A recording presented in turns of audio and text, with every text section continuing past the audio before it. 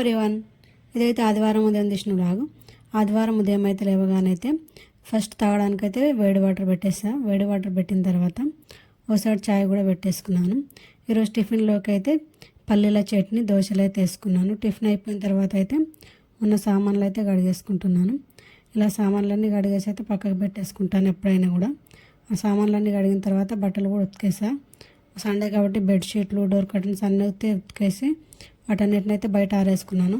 అవి ఎండబెట్టిన తర్వాత అయితే ఇల్లు అయితే మొత్తం అయితే ఊడ్చేసుకుంటున్నాను. ఇక్కడ ఇల్లు మొత్తం ఊడ్చేసుకున్న తర్వాత అయితే ఇల్లుకైతే మొత్తం అయితే తడిగుడ్డ అయితే పెడుతున్నాను. మొత్తం తడిగుడ్డ పెట్టి మొత్తం పని అయిపోయిన తర్వాత అయితే నేను ఫ్రెష్ అయ్యి వచ్చేసి ఈరోజు అయితే ఎగ్ కర్రీ చేస్తున్నాను. అందుకోసం అయితే ఫస్ట్ అయితే ఎగ్స్ని అయితే పొయ్యి మీద పెట్టాను ఉడకడం కోసం అయితే.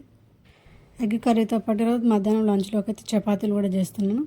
అందుకోసం అయితే ఇక్కడ పిండిని అయితే తడుపుకుంటున్నాను. పిండిలో అయితే కొంచెం సాల్ట్, కోకోనట్ ఆయిల్ అయితే వేసుకున్నాను. నేను కొబ్బరి నూనె వేసి పిండిని అయితే తడిపేసి అయితే పక్కకు పెట్టుకున్నాను.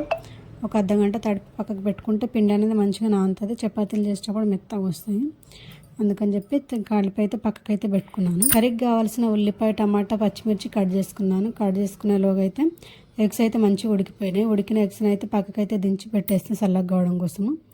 అందులో కర్రీలోకి కావాల్సిన మసాలా కోసం అయితే ఇక్కడ నేను ధనియాలు, జీలకర్ర, ఎండుమిర్చి, పచ్చి కొబ్బరి, వెల్లుల్లి, అల్లం వేసి అయితే మసాలా అయితే రెడీ చేసుకుంటున్నాను.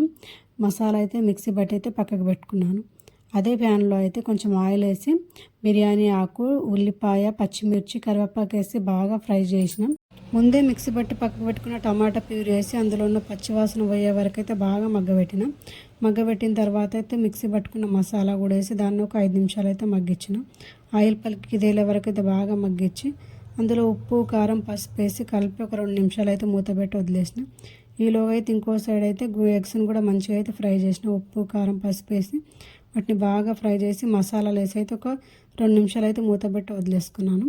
తర్వాత అయితే గ్రేవీకి కావాల్సినంత వాటర్ వేసి ఒక 5 నిమిషాలు అయితే ఉడికించుకోవాలి. ఉడికించుకుంటే చాలా టేస్టీగా ఉంటుంది ఎగ్ కర్రీ అయితే.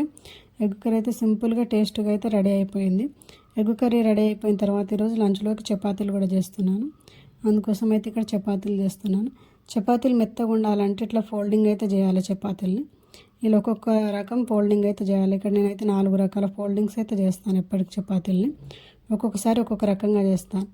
ఇలా చేసుకుంటే చపాతీలు 2 రోజులైనా కూడా చాలా మెత్తగా ఉంటాయి. ఇలా ఫోల్డింగ్ చేసి చపాతీలు చేసుకుంటే అయితే నేనైతే ఎక్కడికైనా జర్నీలో వెళ్తే చపాతీలు కానీ జొన్న రొట్టెలు కానీ తీసుకెళ్తాను. చపాతీలు చేస్తే అయితే ఇట్లనే ఫోల్డింగ్ చేసుకుంటాను వాటిని. ఇట్లా ఫోల్డింగ్ చేసి చపాతీలు చేస్తే 2 రోజులైనా కూడా చపాతీలు మెత్తగానే ఉంటాయి, అస్సలు గట్టిగానే అవ్వవు. చపాతీలు అట్లా ఫోల్డింగ్ చేసి చేసుకోవడానికి నాకు బాగా అలవాటు ఉంది. అందుకని చెప్పేసి చపాతీలను అయితే ఒక 4 రకాల ఫోల్డింగ్లు అయితే చేసి తర్వాత వాటిని అయితే లైట్గా ఆయిల్ వేసుకొని 2 వైపులో తింపుతో అయితే కాల్చుకోవాలి. ఎక్కువ ఆయిల్ కూడా ఏం అవసరం లేదు. లైట్గా ఆయిల్ వేసి కాల్చుకుంటే కూడా చాలా మెత్తగా ఉంటాయి చపాతీలు. ఒక 2 రోజులైనా కూడా చాలా అంటే చాలా మెత్తగా ఉంటాయి. ఇట్లా మడత పెట్టి చపాతీలు చేస్తే మెత్తగా ఉండడమే కాకుండా ప్రతి చపాతీ కూడా మంచిగా పొంగుతుంది, పూరిలా పొంగుతుంది.